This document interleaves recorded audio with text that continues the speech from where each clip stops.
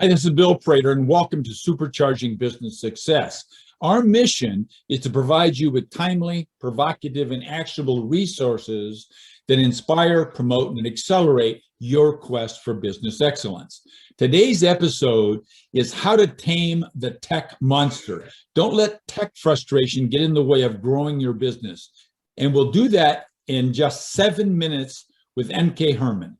Anke quit her software development job in 2004 and started her sewing business in Spain. Today, she offers her unique mix of compassionate coach and teacher, free-spirited creative mind, and experienced software developer to guide professional coaches and other service-based business owners through the process of creating the systems and setting up the tech needed to build and scale their businesses online.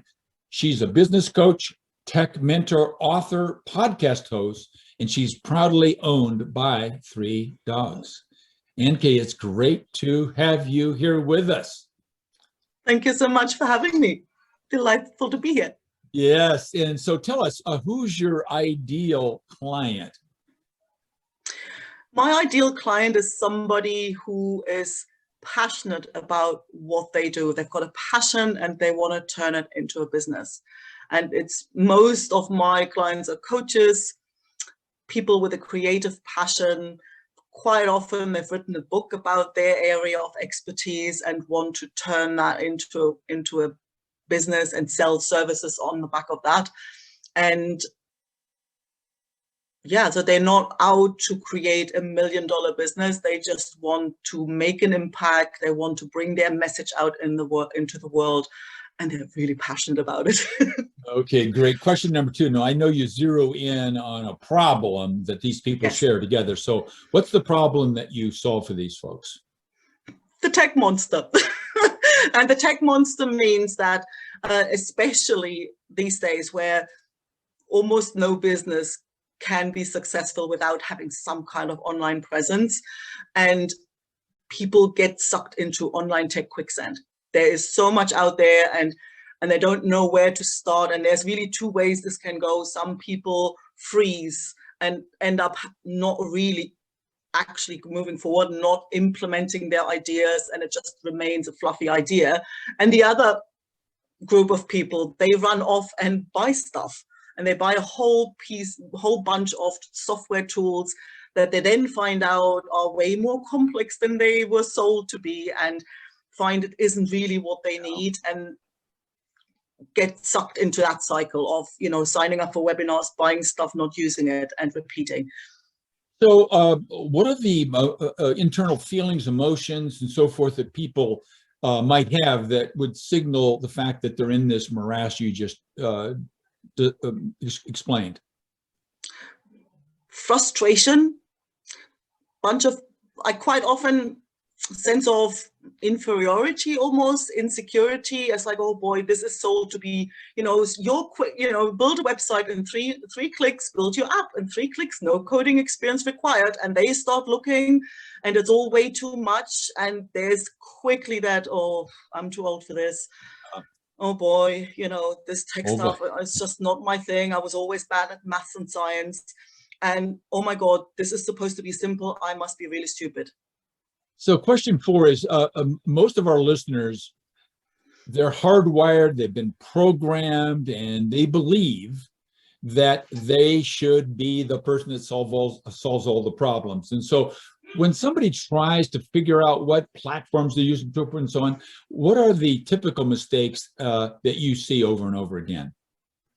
The one mistake I see over and over, people try and skip steps. They try and go about choosing software platforms like somebody would who does this all day, every day.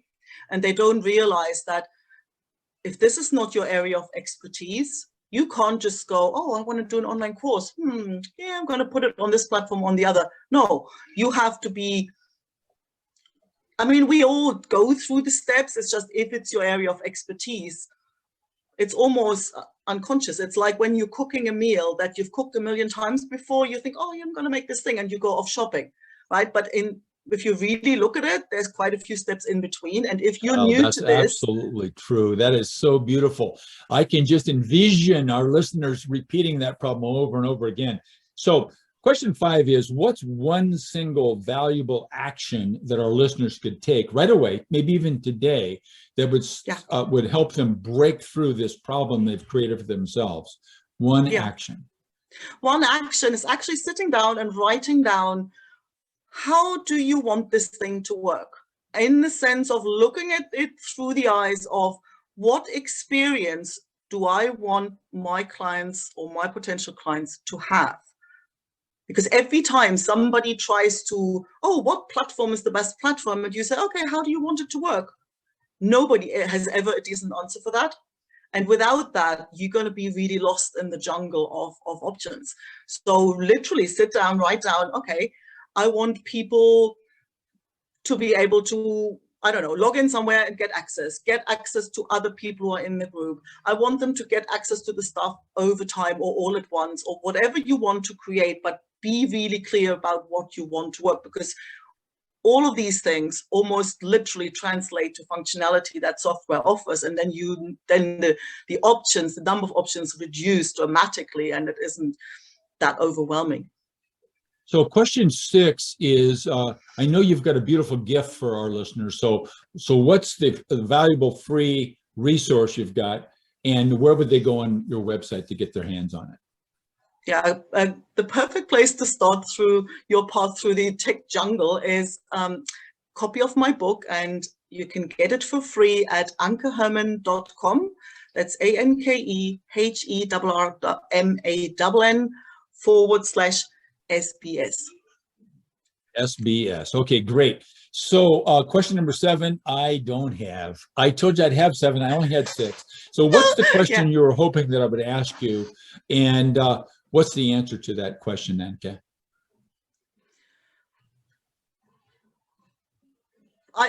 There's one thing that, the one thing that jumps to mind is, I always say, what looks like a tech problem never is.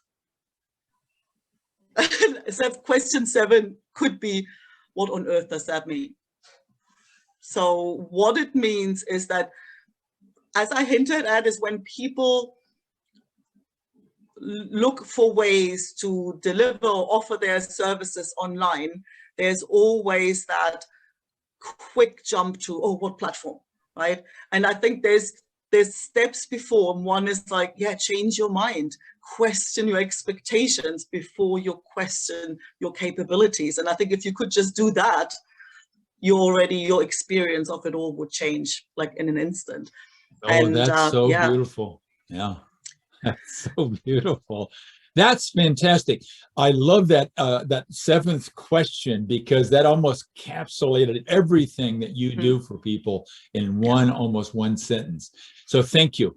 Now, for everybody, in closing, let's focus on a single fact, and that is that our businesses don't become extraordinary in a single moment. Instead, they get there as a result of you and I, the owners, learning, and then in applying a proven combination of having the right mindset, of a dedication to a system of management, and third, leveraging high performance teams. So thanks for listening. Thanks for being here with us and sharing your wisdom with us today. Thanks so much.